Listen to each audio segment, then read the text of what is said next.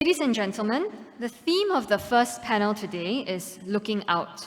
And may I now invite members of the first panel to come up on stage.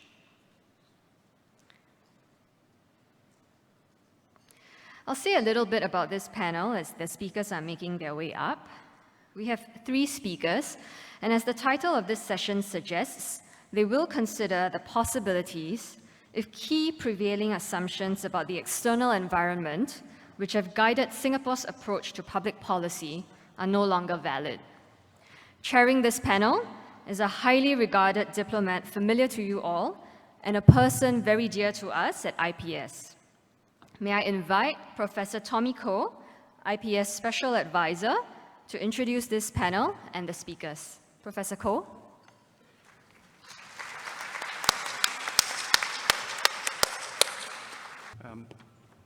Thank you very much, Lynn.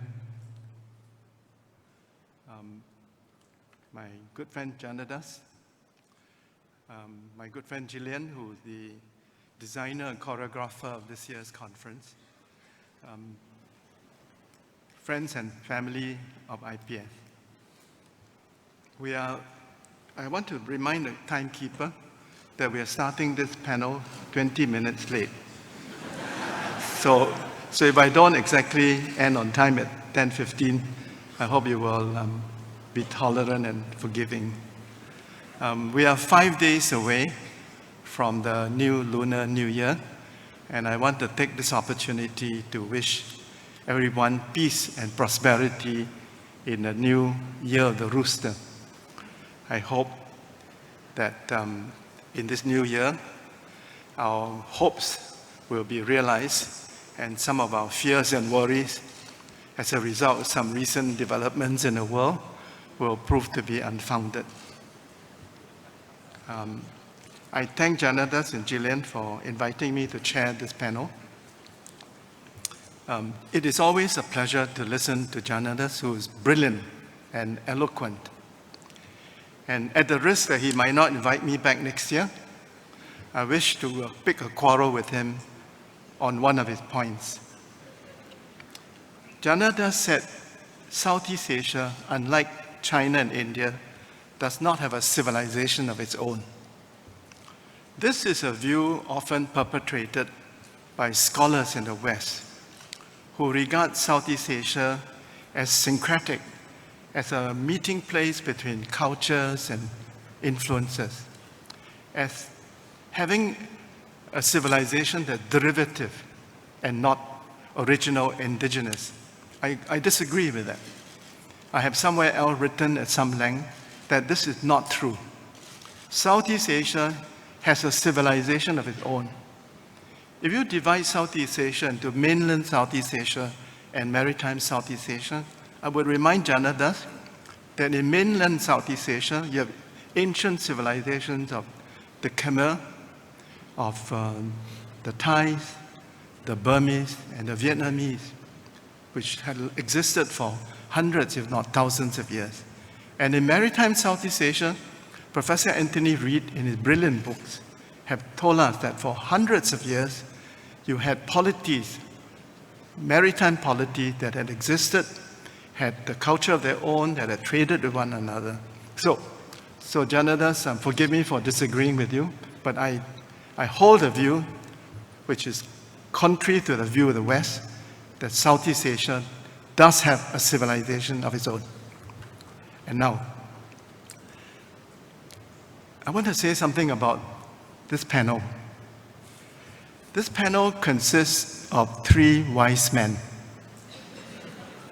But I was a bit disappointed that Gillian did not include in it at least one wise woman. My disappointment in not having a woman on this panel is, however, compensated by the fact that this is probably the oldest panel of this conference. Professor Huang Ganghu is 86 years young.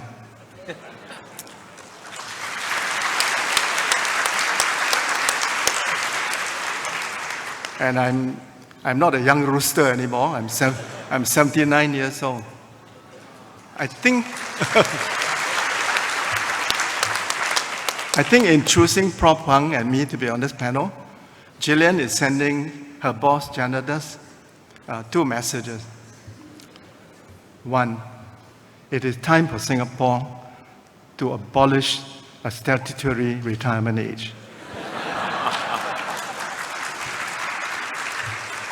And a second message is not just to Janadas, but to the whole of Singapore, that it is time for us to combat the manifestations of ageism in Singapore.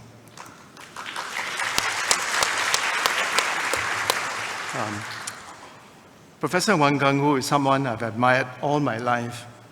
I regard him as my teacher, and we have asked him to answer a very difficult question. Since the Treaty of Westphalia, we have lived in a world of nation states. What if the nation state is no longer the organizing unit of the international community? Gungwu, that is a question that Gillian has posed to you. And now, please come here and enlighten us with your answer.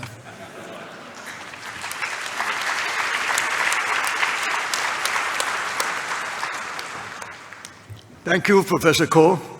I'm not sure I want to advertise the fact that I'm probably one of the oldest people in this room, but I do have to say this, that it reminds me of the fact that when you live so long, you get rather obsessed with history and the past. And when Gillian asked me to speak, I assume she knew that I would be more interested in the past than in the future. But of course, historians are always tempted to talk about the future, so every now and then we forget ourselves and make stupid mistakes about the future. And I can assure you that no historians have ever been right predicting the future. So let me begin with that warning to all of you not to take me too seriously. The other thing, of course, is that when Gillian, Dr. Koh asked me, I wondered whether there's an answer to this question. She assured me that she didn't have a fixed answer, but she didn't, fortunately for me, she didn't expect me to provide an answer either, but encouraged me to raise the question so that you can think about it. As a matter of fact, fundamentally, the question already has been answered by Janadas this morning when he described the very exceptional position of Singapore. His survey of the origins and the hard periods of Singapore's growth that has made it so exceptional reminds us that if Singapore is called a nation state, then the question of what is a nation state is in question itself. Because if this is so exceptional, what is a nation state? And this is where my historical instincts come back. Because the city-state that he describes it, of course, is not new. There have been city-states in the past, but they've not always had a very happy history. That's one. Secondly, nation-states we've taken rather for granted as being something that we live with all the time. But actually, as you look into history, and you don't have to look that far, and it doesn't have to be so many very thick volumes to read, the fact is that nation-state is a very new idea. In the context of our human history, recorded history anyway, of about 5,000 years, the nation-state is a very recent thing indeed, a very young baby on the horizon, so to speak. Let me put it this way. If you talk to most people, most of my colleagues in universities, political scientists in particular, philosophers, they would say the nation-state started with the Treaty of Westphalia in the 17th century. And we have therefore had, as it were, nation-states with us for more than, 300 years. But if you look closely at it, and I have been forced to do so by Gillian to think again about this concept of a nation-state, I'm not sure that is true. In fact, I'm more and more convinced that we're living with the myth that the nation-state began over 300 years ago. That Treaty of Westphalia was drawn up not between nation-states. There was no such thing before that. They were drawn up by a number of kingdoms and empires that have fought themselves to a standstill for hundreds of years and decided that they should stop killing each other and sit down and talk. And when they did so, they finally agreed that it was stupid to go on killing and worked out a treaty to draw up the existing borders that everybody would then look after very carefully and treat as sovereign. But remember, the treaty was between kingdoms and empires. There was no such thing as a nation state. Since then, we've built up the idea that that was where it began. That treaty enabled nation states to emerge out of it all. And it is true, some of the small states in that context began to have safe borders, and they did survive for a long time. But remember, in the end, it was really a matter of agreement among powerful empires that drew up that treaty. And in fact, those empires became even bigger. Like the Spanish Empire was very big already, the British came, and the French Empire, even the Dutch, a small country, had its own empire. And then there were the Russian Empire, the Tsarist ones, various others in Central and Eastern Europe. And we can go on. And of course, the famous great Ottoman Empire, which was one of the greatest empires of its time. All these were empires.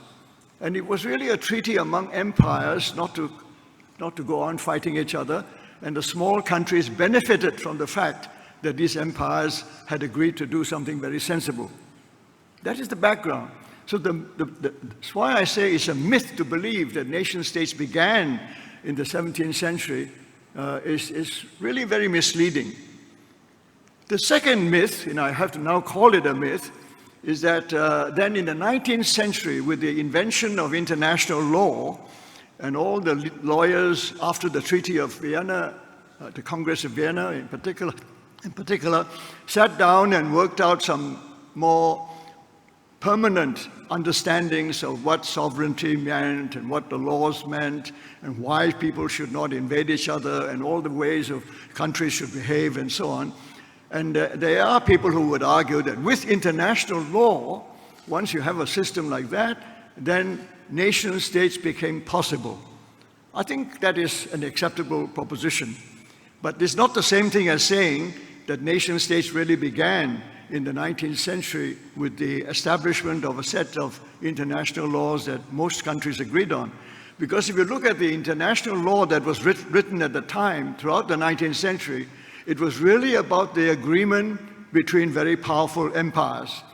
The countries that really mattered, the so-called great powers of the time, were the British Empire, the French Empire, the Russian Empire, the Chinese Empire, the Ottoman Empire, the Mughal Empire, and a few others. But it was really among them. And in fact, even among them, there were classifications. Those empires that were recognized as being civilized, and some of these empires were not regarded as civilized. In fact, there was a long period when the Chinese Empire, for example, was not a member, did not participate. It was only about 2 decades after the Opium War, when the Chinese had been defeated, that the Chinese were allowed to join, as it were, as an empire that was recognized by the other empires. And the Mughal Empire didn't last very long anyway by that time, following the Indian Mutiny. And the Ottoman Empire was very quickly, soon afterwards anyway, dismembered. And in fact, of course, this Treaty of Vienna and the international law did not manage to avoid wars. We had 2 world wars, very destructive world wars. But the funny thing is that the most destructive part of it was, eventually, after 2 world wars, what it destroyed was not the little small nation states that had been emerging slowly, but it destroyed all those empires. So the age of empires basically came to an end at the end of the Second World War. And for the first time, I think, since 1945, we can actually talk about something like a nation state. And if I read the question properly from Dr. Koh, is it the key organizing unit in the world? I've been forced to think about it. Is it? I'm not sure it has ever been the key organizing unit in the world. And I don't want to disagree with the question, but one should always answer a question as best one can. I think it's a fair question, but when the more I thought about it, they realized that, in fact, I was trying to work out a scenario when the world did not have nation states. I thought that was the positive way of looking at it. But I found that as I thought about it more and more, I'm not sure that the nation state has ever been a key organizing unit of the world. It may have been one of the units, but in the end, we have always been looking at, to begin with, powerful kingdoms and empires, later on, powerful countries, the great powers, which were in themselves empires, who determined the shape of the world. And even after 1945, when we turned around and depended upon the United Nations organization and looked to the United Nations to interpret international law, to make sure that it was possible to defend those small little countries from the big ones, we have been facing tremendous difficulties ever since. From the beginning, it was stated that 5 of those countries were exempt from some of the basic rules of the United Nations pertaining to nation states. 5 of them were kind of superpowers already, given their particular position in the Security Council. And since then, you might say that with the Cold War and so on, these 5 were reduced to two superpowers for several decades. And then with the fall of the Soviet Union, we're down to 1 superpower. And that's what we have been facing ever since the 1990s. 1 superpower, and lots of other little powers, some big, some small, but none of them really having or could possibly match the kind of power wielded by the 1 superpower. That is the reality. But of course, we hope and expect the United Nations, backed by international law, to provide these smaller countries with the safety, the guarantees of sovereign rights and so on, and we of course still are hoping. There is no guarantee. What has happened since 1945? We've seen a number of so-called nation states divide up into other nation states. There's very little instability in the borders of the so-called nation states. I mean, in my own lifetime, to see the way Pakistan was divided very quickly into 2 states. I mean, there were many others I can think of, or other efforts to change the borders, to make them 2 states become 1 state, reunification of Germany, reunification of Korea has been talked about. Ever since I can remember, people talked about reunification of Korea. But there was a reunification of Vietnam. And the Vietnam reunification wasn't divided for too long, but it was reunified by war. And a very bloody war in which unexpected results was that the United States actually allowed the Vietnamese to win and bring the 2 parts of Vietnam together. These borders were changing. Well, Jana Das has already reminded us the shifting borders around Malaysia were matters of great concern for many years. In fact, we've only had a more or less stable border since 1965. For the 20 years after the Second World War, there was no clear borders in this part of the world. And even in questions of independence, Indonesia has to fight very hard to make Indonesia the one country that it is, not only against the Dutch, but against secessionist movements inside Indonesia, which fortunately for all of us, all of them failed. But it is not at all something that we can take for granted, that the nation state, once given its sovereignty, will always be able to maintain it. I can go on listing. The most recent ones, of course, the collapse of the Soviet Union, and what is worse, not to anyone's expectation, the division of Yugoslavia. What kind of nation state was Yugoslavia that it could turn up into 5 different nation states almost immediately after the fall of or the death of Tito, its ruler?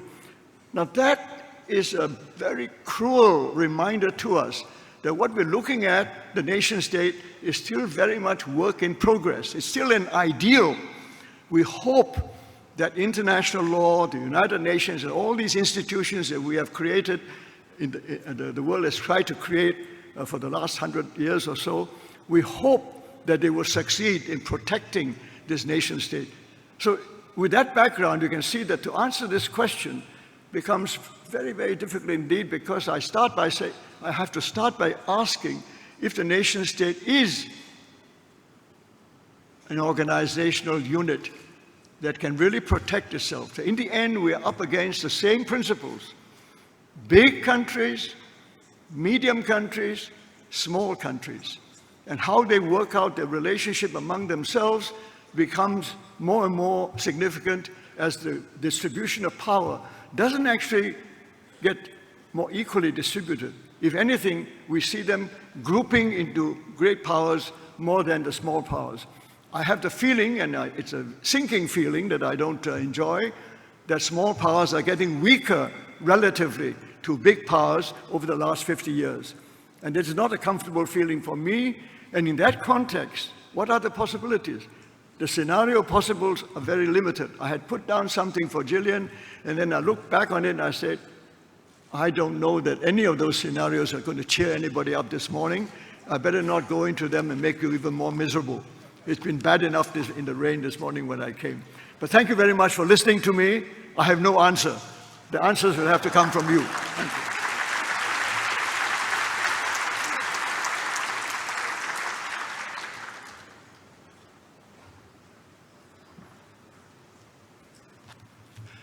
I've learned something, Gillian, which is that when you invite an economist to speak, you never get a straight answer because they'll say on the one hand this and on the other hand this. If you ask a historian to speak, you wouldn't get a straight answer either because they say, well, a historian can't predict the future. Gang Hu, thank you very much for your very interesting answer to Gillian's question. May I ask you a question, and then if you can think about it, so during a Q&A session, if you could respond to my question. Being a UN man, I've spent most of my life working in the context of nation states. There are 197 member states of the UN, so I'm a nation state man. And the nation state is, for me, still the key organizing unit of our world. But I also recognize that there are some developments that challenge the authority of nation states. One challenge is that some states have decided to pool their sovereignty, to become a member of a larger unit like the European Union. So that's one. Pooling sovereignty, creating a larger unit. On the other hand, there's the opposite development. There's a wish for people to belong to smaller, more homogeneous, more comfortable units. And so, for example, Czechoslovakia broke up into the Czech Republic and Slovakia. The Scots are determined to secede from the United Kingdom. The Catalonians are determined to secede from Spain, and so on. And the third development, Gang Hu, is this. Jana Das, in his opening speech, said Singapore is unique in that we are the only city that's also a country. But if you look at history, there are long periods when city-states was the organizing unit in ancient Greece, but also in Northern Europe, in the Baltics. There was a long period when cities, port cities, were the organizing unit. There was something called the Hanseatic League. So my question to Gang Hu is, with the diminution in the authority of nation states, are you likely to see the rebirth of a league of city-states, of port cities? Now my job is to introduce the next speaker, who has been asked an even more challenging question. Will globalization fail? It's a very challenging but very timely question. I never expected to live long enough to hear a president of the United States speak against free trade and globalization and in favor of protectionism. But I just read to you a line from the inaugural speech of President Trump. And I quote, "Protection will lead to great prosperity and strength." Isn't it amazing that the leader of the biggest democracy and capitalist system in the world is a champion for protectionism? And on the other hand, the leader of the biggest communist country in the world, has gone to Davos and tell everybody that I champion free trade, globalization. We live in a strange and confusing and contradictory world. So to answer this important and timely question, Gillian has picked someone which, according to IPS propaganda, is the smartest man in a Shell company. Dr. Kong Cho Un is Singapore's gift to Shell. He's the chief political analyst in the global business environment team. He's based in London. He has got 20 years of experience in scenario planning and played a very important role, key role, in the scenario planning in 95, 98, 2001, 2005. He is a member of the Brains Trust of the Evian Group.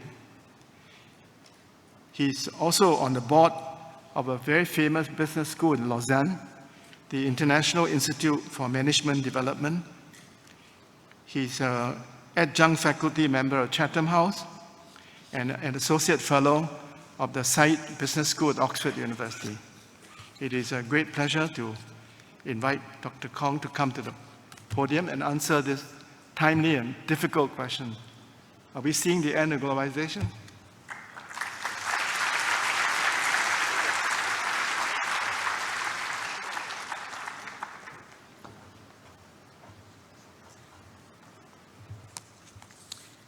Thank you, Professor Koh.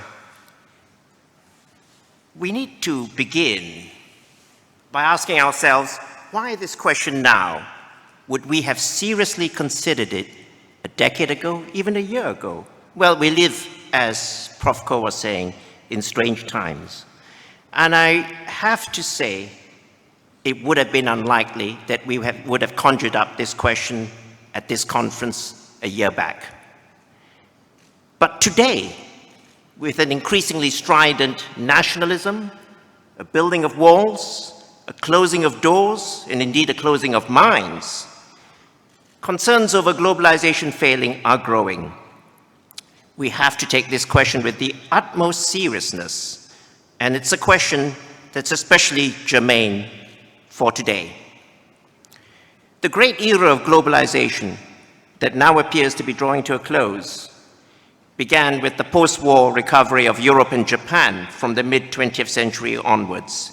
Then, of course, we had the beginnings of growth of the so-called Asian tigers, including, I have to say, Singapore, from the 1970s, followed by the opening up of China with Deng Xiaoping's reforms from 1978. Thatcher, Ronald Reagan spearheaded a radical market liberalization in the 1980s. And we then saw the collapse of Soviet communism from 1989 to 1991. It seemed to many people that a brave new world of progress, peace, and harmony was dawning. Globalization was like an inexorable force through the spread of new technology and market liberalization, a fundamental cornerstone belief shaping our understanding of the global environment in which we live. Francis Fukuyama wrote his famous end of history thesis. In Shell, in the 1990s, we talked about TINA. There is no alternative to globalization, market liberalization, and the spread of technology.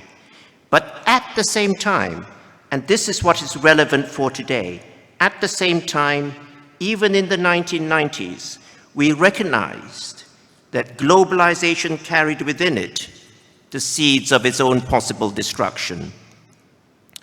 In 1995, we came up with two scenarios. One of them, we called it Just Do It, celebrated the continued advance of globalization and the spread of global markets. The other scenario, presciently we gave it a Chinese name, Dawo, or Big Me, argued that globalization would come up against governments who have their own concerns, which they would want to protect, and societies which would look to preserve their cohesion, and that the politics of identity would act to filter and to restrain globalization. In 2001, we highlighted another concept, that of heartland versus edges.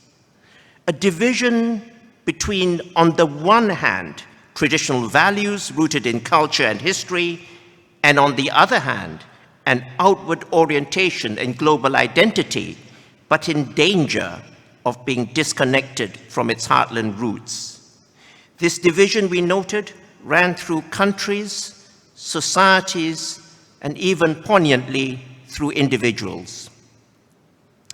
This understanding gave us two new scenarios: PRISM, a story of heartlands resisting globalization, motivated by forces that do not have their roots in economic soil, and Business Class, a cosmopolitan global elite setting the terms on which the world would run.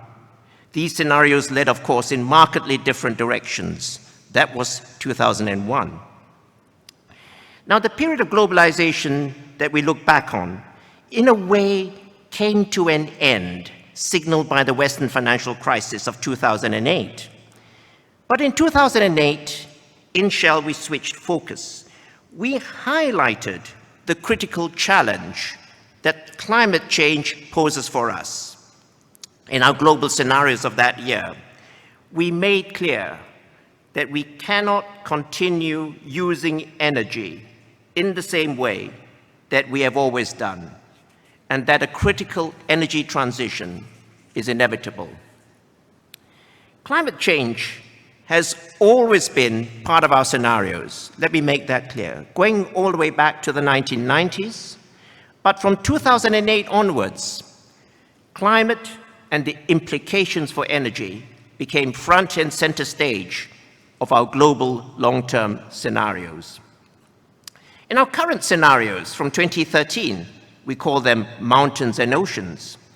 We repeated the challenge that we faced from climate change. But we also emphasize that simultaneously we're facing a critical global energy transition. We also confront a range of other critical transitions in the global economy, in geopolitics, in governance. Recovery from the 2008 financial crisis has proved to be difficult.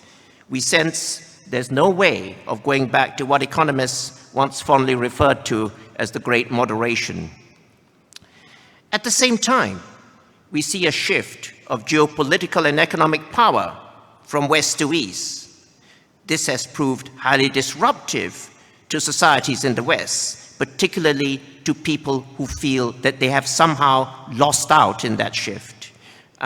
Economists, of course, measure that in terms of GDP, but it's more than GDP. It's a sense of identity. It's a sense of community. At the same time, it's proved highly invigorating and empowering to societies and to people who have won, who have gained from that process. But this is also disruptive, but in a different way. For ruling elites, particularly those who have grown too complacent with their entitlement to rule. We see people in all parts of the world demanding change from governing elites that have lost their legitimacy. The problem for many of these societies is, of course, that what the people want is themselves inchoate and confused. So what lies ahead? That's the question for us today. A number of critical transition points are coming together. Energy, of course, but also economic and political. And they're doing so in an increasingly interconnected world. We're moving into an era of volatile transitions, and globalization as we've known it will have to change. We may get a smooth transformation of the system, but transitions by their very nature are inherently unstable. Mao Zedong once said that a revolution is not a dinner party. We are moving into a more fluid geopolitical environment with much greater political uncertainty and the danger, I have to say this, of an increasingly confrontational world. The global order may well be moving into a period of disorder before, hopefully, the system gels together to establish a new order. How much disorder there will be, or how much order we might get in this transitional period, will depend on the choices that we as people and that our governments make. So will globalization fail?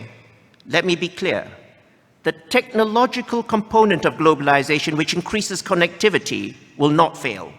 Knowledge cannot be taken away, but technology is just the carrier of globalization. John Gray, the eminent English political philosopher who's worked with us over many years, has argued that globalization simply carries on, but it has no inherent tendency to promote either free markets or liberal democracy. What could and will change is our understanding of, and hence our attitudes toward, connectivity, with its promises and its perils. This in turn impacts on our practice of globalization, how we use globalization to shape the way we live, how we interact with others as individuals, as societies and states. Globalization therefore will change as the old model is seen to fail. Globalization itself doesn't fail. Rather, it's up to us and the choices that we will make, which will determine whether globalization shapes a world for the better or a world for the worse. Globalization could move in one of two possible directions. In one scenario, we call it mountains. It is states, nation states, who take the lead. Mountains is a world of state power. It is capitalist, but it is not liberal. Globalization carries on, but globalization slows as it increasingly collides with a resurgent nationalism. People don't trust markets. We see that in many parts of the world. They turn to governments to protect them from what they see as the destabilizing impacts of globalization. Nationalism, national competition intensify over time. But here's the rub. Countries will have to learn not to confront each other, but to get along with each other. Because only by working together will we be able to tackle the challenges of climate change, resource scarcity, global demographics that confront us all as a human global community. Tackling those problems requires hard choices. No one country, not even the most powerful, will be able to deal with them on its own. If we don't find a way to work together, we will fail, and the consequences will be profound. None of us can isolate ourselves from these consequences. In our other scenario, we call it oceans. It's people power rather than government that shapes globalization. A new, more vocal politics gathers momentum and pushes change. It's driven by an awakening and increasingly vigorous civil society challenging government, seeking solutions outside of the public sphere. The debate on climate change could take place between generations. The debate on education between parents and non-parents. Ruling elites are challenged by new information technology empowered netizens. This is a more decentralized, diffuse globalization. And over the next decade, as different countries and societies, each with their own history, each with their own agendas, engages with globalization, each will put its own distinctive cultural, social, economic, and political stamp onto it. Instead of Tina, there's no alternative.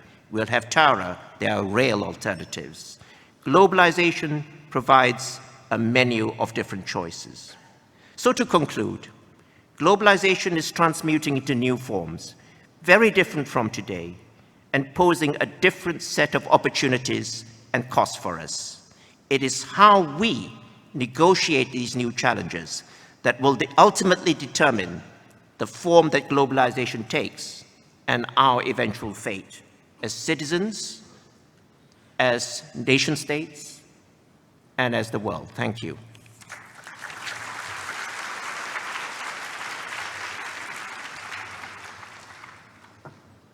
On climate change, I would remind Dr. Kong that President Trump is on record as having said during the campaign that climate change is a hoax perpetrated by the Chinese to fool the Americans.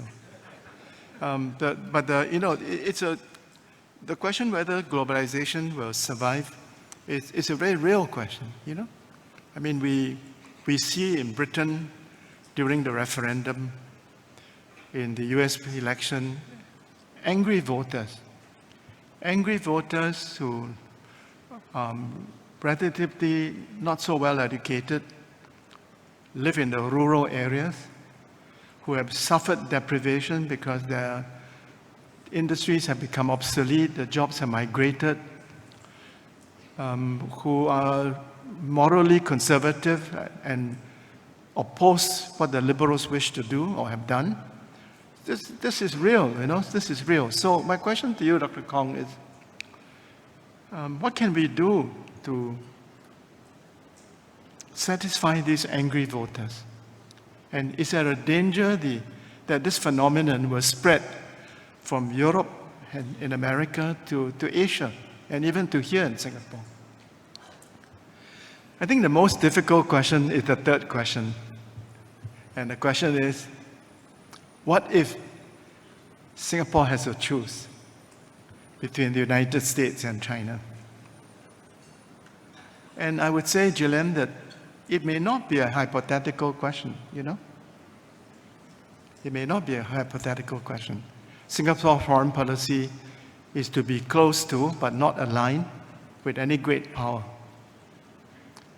But when great powers are confrontational, as appears to be very likely between the new Trump administration and China,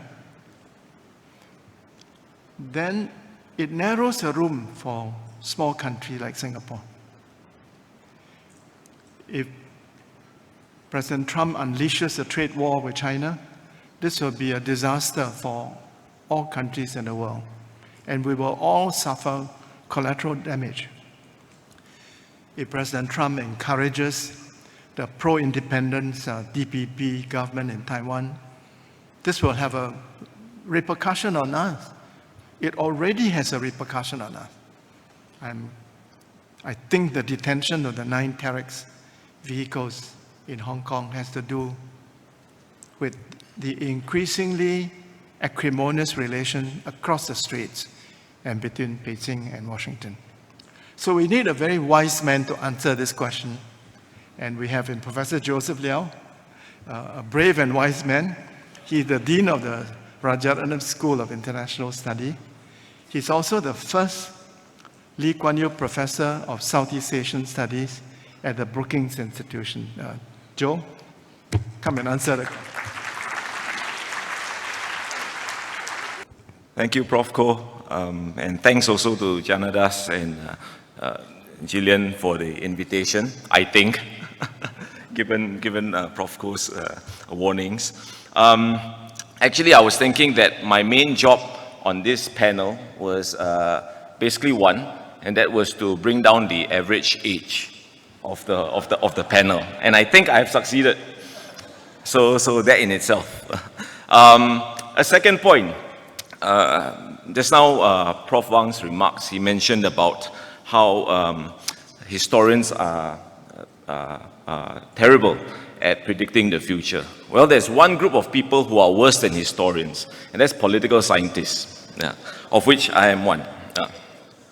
Now, so the question posed to me is, what if Singapore has to choose between China and the United States? Let me first say that if you are here and hoping that I would give an answer in the form of who we should choose, then I want to apologize at the very outset. I'm going to disappoint you.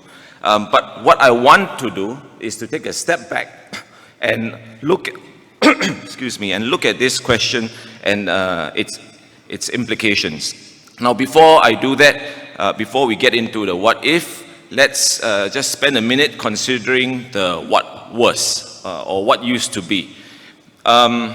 I think it's fair to say, and there will be consensus on this, that since the end of the Cold War, we have had a strategic equilibrium in East Asia that has been centered on stable Sino-US relations.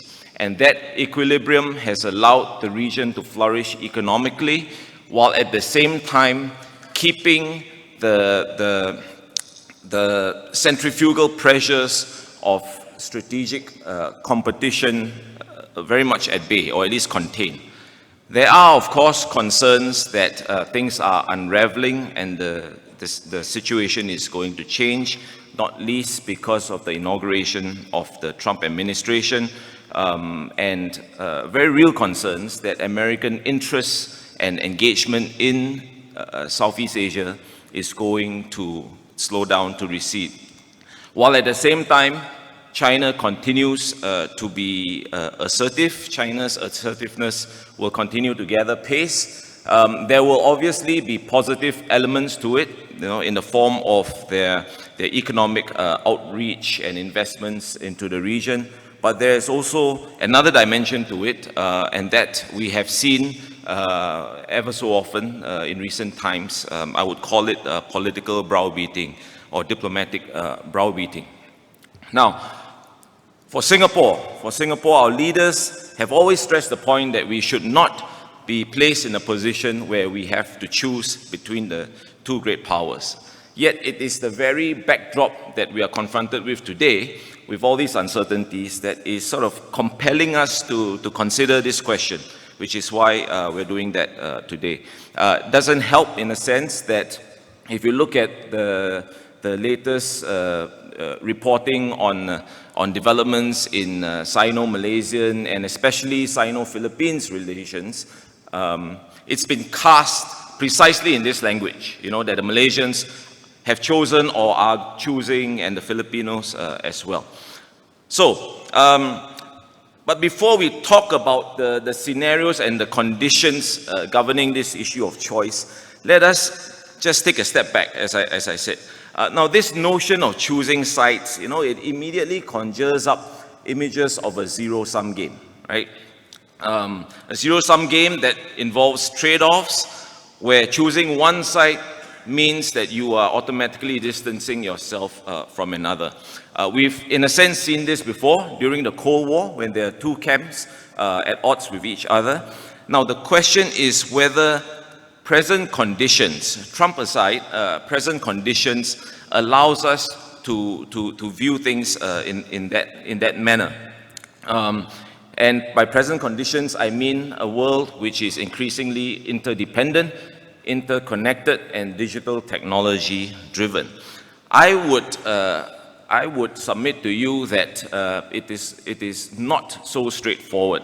And let me put down a few reasons why I think so, at least insofar as US-China relations are concerned. Number one, I think that Chinese leaders in private will grudgingly admit that the US has had a restraining hand on Japan and Taiwan in this region. And we have to bear in mind that relations with Japan and relations with Taiwan are very important, are consequential foreign policy issues for the US, have always been, as far as Asia policy is concerned, okay? So in other words, even if Beijing is interested to limit the strategic reach of the US into the region, that does not mean that it wants the US to entirely disengage from the region. We need to bear that in mind. Number two, while there should be little doubt that the Trump presidency is probably going to scale back on interest and commitment in the region, it is not likely to disengage on its own from the region entirely as well. I mean, yes, the halcyon days of the Obama's administration's pivot, those are gone, okay? Those are gone, not coming back anytime soon. But Trumpisms notwithstanding, I think the US not only still has much to offer to the region, but it still has much to gain from continued engagement in the region in terms of economics, in terms of security, and importantly, I think that senior cabinet officials and even Republican Party elders are aware of that, even if the president is a bit nonchalant about it. Number three, China is already an economic powerhouse with growing political influence. So omitting it, eliminating it from the regional equation is simply ludicrous, right? It's an impossible thing to imagine. And number 4, we need to remember that, rhetoric aside, the scope and depth of bilateral relations between the US and China have widened and deepened considerably over the years. You know, not too long ago, bilateral relations essentially focused on a small basket of issues, right? The cross-strait relations, exchange rates of the renminbi, bilateral trade. But over the last few years, it has expanded to a wider range of issues. Here we're talking about territorial disputes.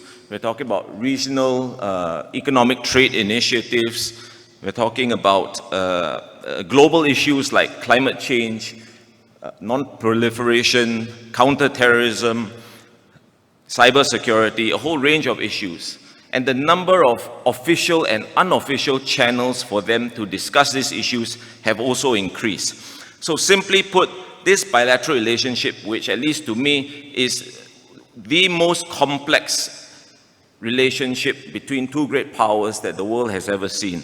And to sort of dismiss the way that they are intertwined and the way they overlap with each other, the interests of these two great powers intertwine and overlap with each other, I think it's much more complicated than that.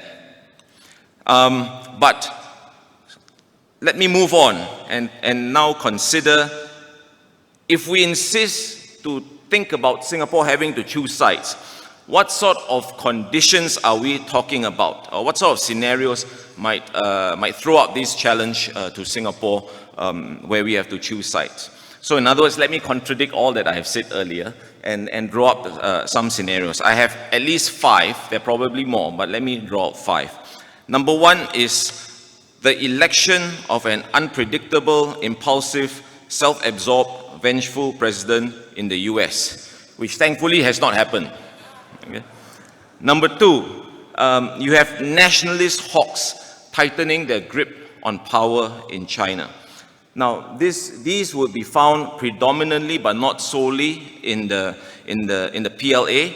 And here we're talking about a segment of Chinese society that has no reservations when it comes to thinking, talking, and planning for conflict with the US. And more importantly, they have no patience to suffer the anxieties of small states, which may be caught in between. Okay? They believe that the rise of China is inevitable, and the US and its friends are basically standing in its way. Number 3,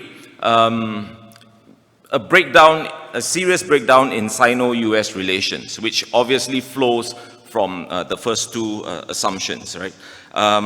And here we're talking about a situation that is back to the Cold War, and all those images conjured up by the discussions about the Thucydides trap come to mind. Number 4, perhaps an implicit agreement between the US and China to create spheres of influence. Not entirely, but here I'm talking about spheres of predominant influence, because I think it is quite unlikely that any of them are willing to cede entirely influence in a particular region to the other. Okay, and here perhaps the South China Sea would be an interesting litmus test of it, because I personally don't see the US, whether under Trump or even under Obama, really going out of its way for Philippine interests over a few features that tend to, most of them are submerged at high tide. And number 5, a failure of Singapore's diplomacy. For a good part of the post-Vietnam War era, Singapore worked hard not to end up in precisely this position that we are contemplating today. Okay, so we have to sort of consider that as well. Okay, now finally, if we were to choose, if Singapore had no choice but to choose, the question then is, on what terms do we choose? Let me offer some thoughts on this. Number 1, if we choose on the basis of interests, not countries, right? So the question has been posed in that respect, US or China. It's a cliche, but then it's worth reiterating that we are pro-interest, not pro-this power, not pro-that power. And certainly any choice that is made cannot be made at figure of speech, gunpoint. Number two, there should be no interference in domestic politics involved. But I think this would be difficult because if we were to essentially capitulate and make concessions, it would be a slippery slope. It would be a slippery slope, and it would be a challenge for the government of the day in Singapore. And it's not just Singapore, it's any small state that finds itself in this position. Number three, we have to be mindful of our neighborhood. If making a choice means making concessions, we must be very careful of the signals that are being sent in the process of making that choice. Okay, we may send the wrong signals, or other states may read the wrong signals and draw wrong conclusions from our actions, i.e. that Singapore is a pushover. And I don't think it is in our interest to send that signal consciously or otherwise. Bear in mind, Singapore is not unfamiliar with bullies, right? And number four, we need to remember that the US and China are not the only major powers of consequence in the region. Again, the question has been cast in that way, US-China, and of course, the Sino-US relationship is going to be a key feature of regional affairs in the foreseeable future, but it is not going to be the only determinant of regional affairs. There are other external players around, and we have to continue deepening our relationships with them as well. And lastly, ASEAN. It's probably not the best time to talk about ASEAN unity. I mean, ASEAN has seen better days as far as its unity and cohesion are concerned. But nevertheless, we need to be mindful of the fact that small states in Southeast Asia are all facing the same challenge, the same dilemma. Okay, it's not something that Singapore itself is confronted with. Okay, other states in the region face a similar dilemma and are also pondering how to navigate the waters of great power politics. And I think it would be very useful for Singapore to not just look at it from a purely Singapore/national interest point of view, but also in relation and in cohesion with our neighbors who are also facing the same challenges. So on that note, I will stop.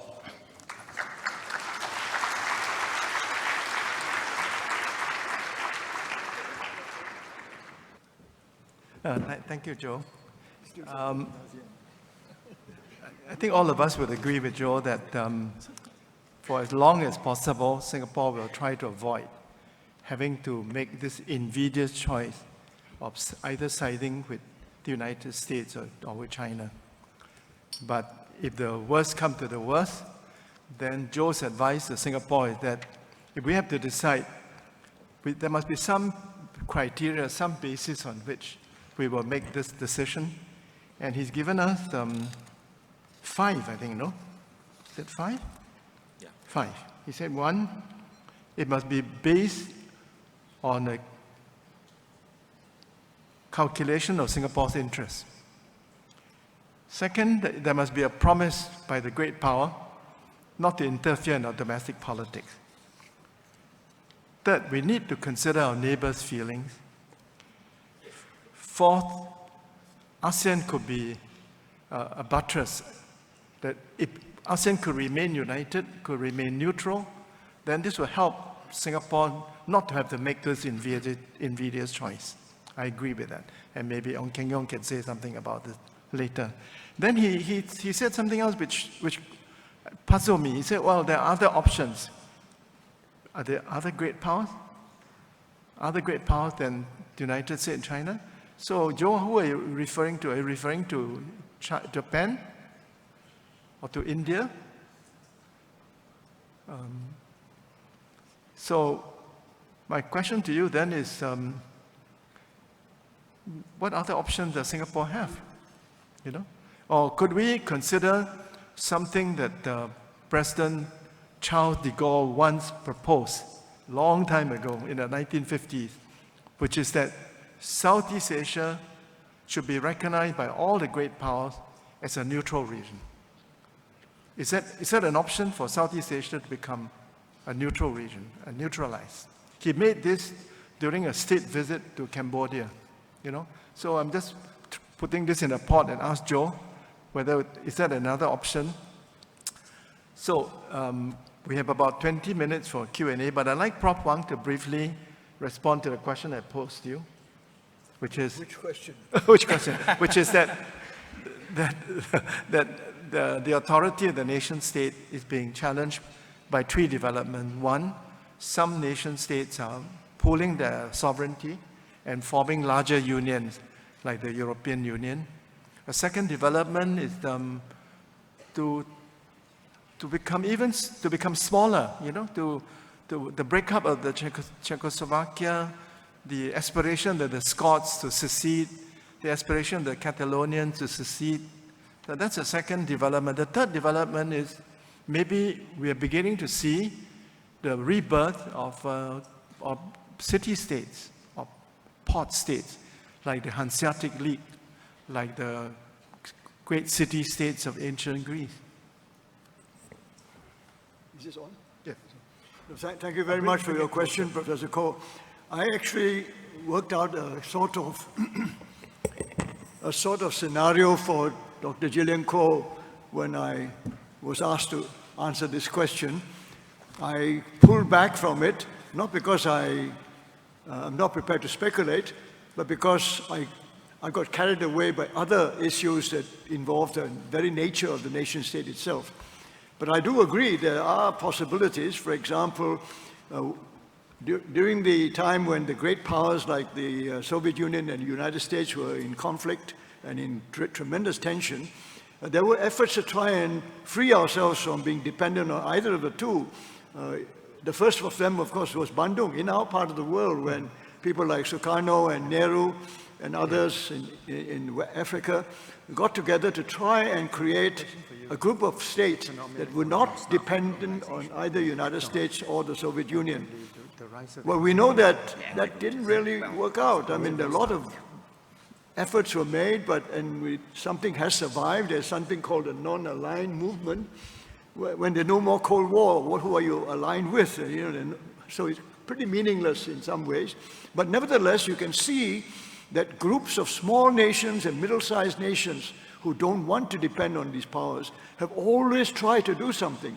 So ever since 1945, ever since the Cold War started, that has been going on. But when the Cold War ended, the reasons for doing that became less obvious because you're not choosing between the two. So unless we're trying to reconstruct the second Cold War between the United States and China, which I hope we're not doing, but if we put it in that light, then maybe we'll have to go through a second stage of experimentation with the kind of groupings that Bandung Conference and the non-aligned movement tried to do. But that kind of neutralism that they offered came to nothing, to be quite frank. It came to nothing because it turned out to be very unrealistic. So the alternative to that, and I can work out, you can see European Union, ASEAN, they're all struggling. And one of the reasons why they're struggling is because they all have some notion of the nation state, which to my mind is outdated. In the case of Europe, the biggest problems like Brexit and all the others represent residues of the old ideas of nation state, the way the sovereignty has to be maintained and sustained at all costs. But for ASEAN, the problem is that we haven't even begun to be nation states yet.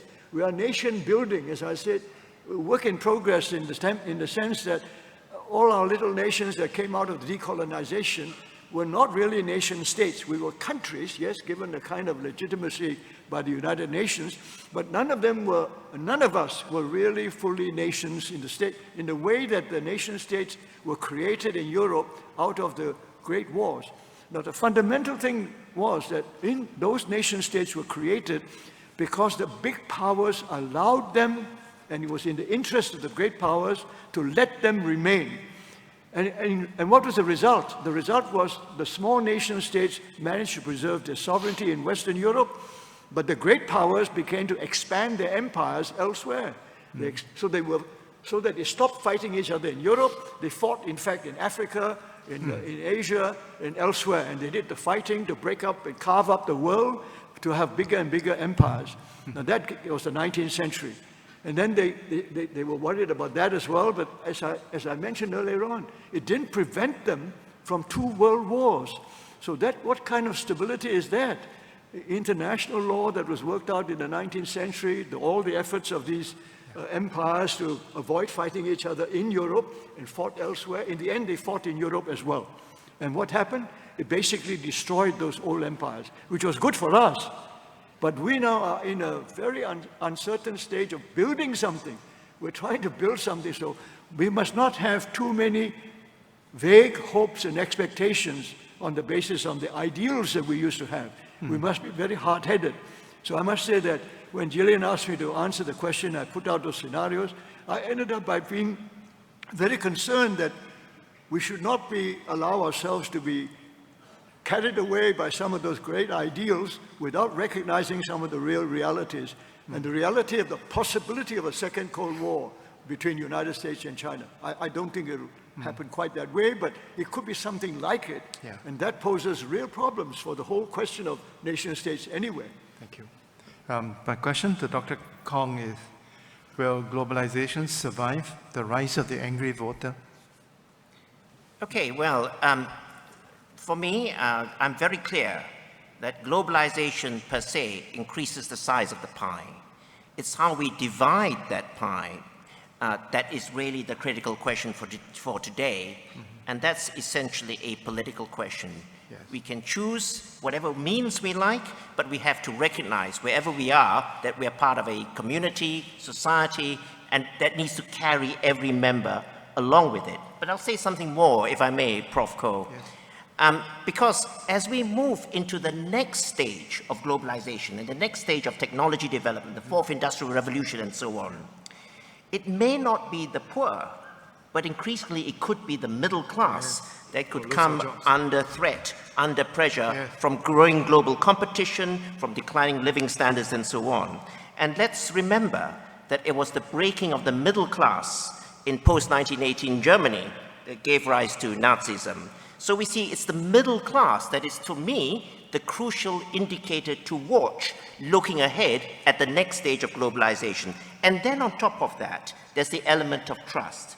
Because increasingly, there is a deficit of trust in political elites.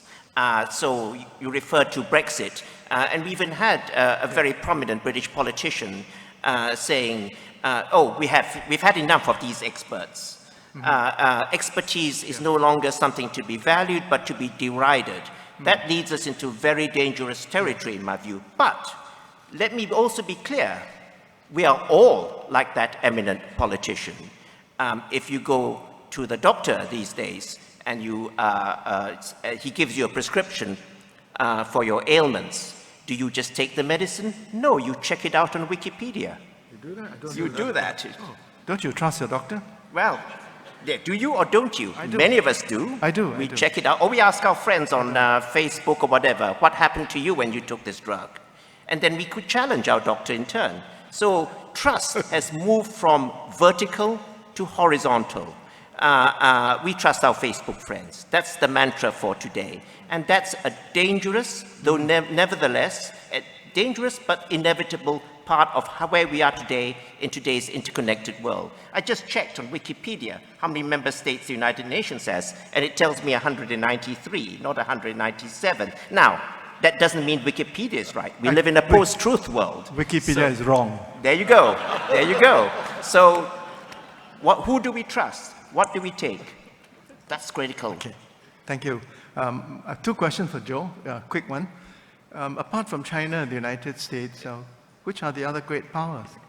And is de Gaulle's whole idea of neutralizing Southeast Asia a way out of having to choose between the United States and China? Yeah.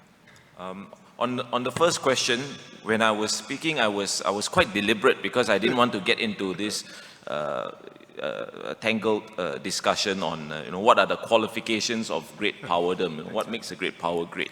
So I used the term external powers, of which there are a number, external major powers. The obvious candidates, at least as far as our region is concerned, are Japan, India, Australia, and Russia.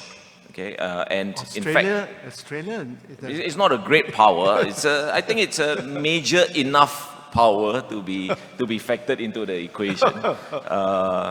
But we could get into a debate on that. But I think the main point is really to look into diversifying the kind of engagement that we have with the external players of consequence to regional affairs and deepening them as well. On the second question, I think actually Prof. Wang himself had helped me out really with your response to your question. But let me just mention that for Southeast Asia, we've attempted that, right? ASEAN attempted that with ZOPFAN, if we remember, way back in from 68 on to 71, the great discussion on neutrality, neutralism, neutralization, etc. So it was articulated in 1971 in the KL Declaration as an aspiration, which was repeated in the 76 ASEAN Accord, but it's never moved beyond aspirational, that aspirational stage. If you look at the region today, I think it is going to be tricky. It will be tricky for a number of reasons, chief of which is because if you look at the influence that external powers have played or already play in the region, they have been enmeshed into regional affairs already, and it was part of a deliberate strategy on ASEAN's part, immediately after the Cold War. So to now sort of undertake a major shift in terms of regional thinking on how we relate to the external powers, I think will be quite challenging. And number two, ASEAN has prided itself as being at the heart of a number of initiatives through which this enmeshment of external power interests has taken place, right? The ARF, ADMM+, EAS, and I think ASEAN's intent, as far as I can tell, is to continue to do their best to drive that process. But of course, the question is how receptive the external powers will be. Provided we remain united and neutral. Yes. Okay, we have only 12 minutes left, so I'm going to take 3 questions at a time. 3 questions at a time. Let's take one from this end, one in the middle, and one from the left. Yes, please. Could you introduce yourself and put your question briefly to which panelist, if you could tell us, please? Yeah. Good morning. My name is Darian. I just finished my national service and I'm waiting to go off to university. I have 2 questions for Professor Liao. So firstly, given that recognition of the One China principle has been the foundation of the Sino-US bilateral relationship since the 1970s, I've been quite disturbed by some of Trump's recent rhetoric about Taiwan. So my question is, as China and the US move towards a new modus vivendi, do you think that we will seriously see the US using adherence to One China as just another bargaining chip? My second question is, do you think that the upcoming 19th National Congress in China could be affecting Chinese foreign policy in terms of leaders perhaps playing more towards the domestic gallery? Thank you. Thank you. I think the second question should be for Prof. Wang, who's one of the world leading authorities on China. First question for Joe. Yes, I agree. Yes, another question? Let's take 3. Yeah, please, let's go to the microphone and introduce yourself. Dr. Gay Min. My name is we give the lady first and then you. Yeah, Thank you. Don't go away. Please stand at the mic. Yeah, Min. Thank you. Well, I'm a doctor, and I must tell Dr. Kong, we also check up our answers on Wikipedia. But yeah, my question is mainly directed to Dr. Kong. I would like to say that actually, I think globalization as we know it has already failed or is rapidly failing. Well, as Dr. Kong has said, there is lack of trust now in the current system of globalization. And What's once your you've question? lost- What's your question for So- Dr. Kong? I want to ask him, or any of the other panel members, if globalization fails, globalization in the current model that is supposed to be a rising tide that raises all boats but has not, Singapore's success, Singapore's, in fact, exceptionalism is premised on this model of globalization. So how are we going to survive? I think the hard choice that faces us is not choosing between US and China, is how we are going to change our model and succeed in the new globalization, which we don't even know what. Okay, so the question for Dr. Kong is, how will Singapore survive if globalization fails? Yes, you please. Okay. My name is Shamsher Zaman. I'm ambassador to Jordan. My question is that if US withdraws from this region in terms of defense cooperation and defense relationship, there will be a gap. How it will affect Singapore and the region, and whether any ideas who will fill this gap? Thank you. So your question is, I guess for all three of them, what are the consequences of US withdrawal from the region? Yeah. I don't think anybody in Washington talking about withdrawal, you know. I think that that we must make an important distinction between isolationism, which means withdrawal, and unilateralism. I think the Trump administration is more unilateralist. I don't think it's isolationist. The person who's been nominated to be the next Secretary of State, Mr. Rex Tillerson, has in fact made some very strong statements about what the United States intend to do in the South China Sea. So this is not the statement of a future Secretary of State that wishes to withdraw from the region. But anyway, thank you for your question. Let me see if are there any other questions? Yes, please. Yes. Barry Desker. Ambassador Barry Desker. Thank you, Tommy. My question to the panel is, all of you actually represent internationalist, supranational perspectives. But in a world where connectivity is increasing, we are having instead the opposite occurring at the local level. Yeah. Primordial loyalties are being emphasized. Yeah. Loyalties to clan, religion, language, and ethnicity. How do we deal with the challenge that this poses? Thank you. Well, that's what I was referring to by the angry voter, no? You're right, the four of us here are all part of the global elite, no? So I guess your question, no, it's a very important question, no? And we should all be worried about the rise of the angry voter in the West. People who feel left out of trade liberalization, economic integration, globalization. They fear they'll be victims of the fourth industrial revolution. But Dr. Kong has warned us, the victims will not just be the working class, it will also be the middle class. So let's get a panel to respond to these questions. Let's start on this end, Dr. Kong. Okay, so if globalization fails in its current model, what about Singapore? Because Singapore's success is premised on this particular model of globalization.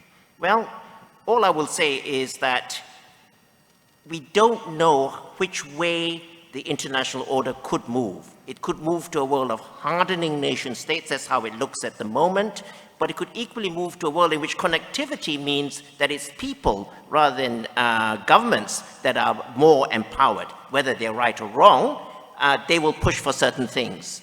And in a very fast-moving people power world, it may well be smaller entities that are more nimble in adjusting their model of national success that could be more successful than big lumbering states who could turn out to be the dinosaurs of the future.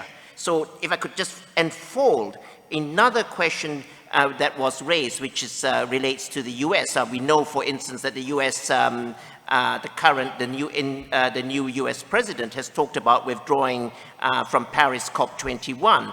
Whether he's able to do so, that's a different matter, but he's talked of his desire to do so. Now, it may well be that things are already moving in the United States, market forces, initiatives by local state governments that will actually carry on that momentum on dealing with climate, irregardless of what the White House says. So we may well find that action is happening, but not necessarily where you think it is, at the locus of national power. Thank you. Gang Hu, what can we expect from the 19 People's Congress? And what are the consequences if the new administration in Washington does not honor the One China policy, which is a foundational principle of US-China relations? Well, this is a very sensitive subject, as you know, for the Chinese, partly because they have, from the very beginning, looked upon the whole history of China in terms of their own civil war, which was fought between 1945 and 49 with the victory of the Chinese Communist Party. And the Communist Party has interpreted that to mean that their job is not yet finished until the country is totally unified. That's the fundamental argument. And so when we talk about one China, we have to bear that in mind. In the eyes of the Chinese, they're not yet one China. They're sort of one and a bit. And they want to make sure that it becomes one China. Of course, if you want to be really facetious about it, one can ask whether the United States is one United States today. There are really doubts that some of the divisions within the United States will last for a little while and be quite a job for for somebody like President Trump to really bring the United States together again. At least that would be quite a test for his presidency. But the question of oneness goes back to this idea of the sovereign nation-state idea. When Professor Barry Desker asked a question about other more primordial instincts, of course there are. In fact, they are very, very important. And one of the reasons why nation-states were created in the first place was try to get away from some of these primordial instincts. I mean, there was the war of religion in Europe that led to such terrible killings for hundreds of years before they finally agreed on the Treaty of Westphalia, was trying to cut down so that they don't fight on the basis of religion. And as far as race is concerned, of course, this spread out. Once that was set out, it meant the white man conquering the rest of the world and causing a lot of racial divisions and other divisions. But of course, throughout the world, throughout history, there have always been tribes and nations and other loyalties, and they still exist. They will not go away. Nation-states have not got rid of them. Nation-states have tried to contain them, and by building a successful nation, you manage to, one of the marks of a successful nation is you can keep all these primordial instincts down to a minimum. And that's all you can hope for, so that the people will turn their loyalty to something new called a nation-state. But I still say this is very much work in progress. And not only in Asia, in Southeast Asia, it's pretty obvious it's work in progress. But even elsewhere, even in a country like Europe, they are still facing problems of nation building. There is by no means a kind of job you declare it's finished, it's done, the job is done. It is going to go on, and these tensions within nations will always be a source, something that other nations can exploit, and it will always be something that you've got to watch out for. So I end by simply saying that whether it's China, United States, or the small nations, the business of trying to build a nation, one nation, is a very tough job, and it never stops. Thank you. Joe, you have the last word, so be brief. Huh? Okay. Two very important questions. One, will the United States withdraw from the region? And number two, in spite of all the interdependencies between the United States and China, is it possible to envisage a future conflict between the US and China? Bearing in mind the two big lessons from World War I. Lesson number one, economic interdependence is not a guarantee of peace. And number two, one should never underestimate man's capacity for irrational behavior. Fair enough. Okay, very quickly, my responses. on the first point about withdrawal, I don't expect to see a withdrawal as such. I think that the US will still be in the region. In fact, you could turn that argument around and say that the concern is miscalculated escalation. You know, like if what Rex Tillerson envisages on as far as the U.S. policy on the South China Sea is concerned, for example, you know, so that is not that doesn't look like withdrawal to me. The second issue, and if I can tie that in very quickly to the point about Taiwan, I think that for the Trump administration, they are or Trump himself actually, he's staring at a very curious contradiction.